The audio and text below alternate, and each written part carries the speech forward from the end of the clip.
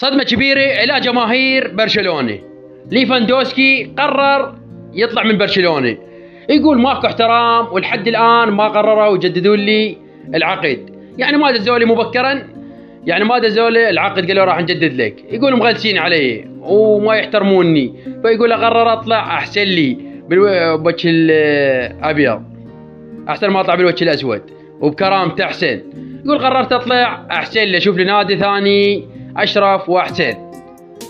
فهسه الجماهير هسه انا قلت صدمه بالبدايه، بس هسه شو يقولون بعض الجماهير برشلونه؟ يقول لك احسن يطلع اجيب لي لاعب شاب افضل من ليفاندوسكي او يقول افضل من ليفاندوسكي، عمره 38 او 35، يعني كبير بالثلاثينات، يعني بعد عمره مو مال لاعب واحد يقدم، جيب لك شاب احسن.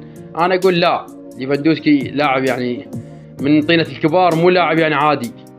انت بشنو رايك كام بحكي الجماهير وجماهير برشلونه؟ شنو رايكم بيه؟ طلعت او خروج يعني مثل بقيته، يعني يبقى احسن لو يخرج احسن؟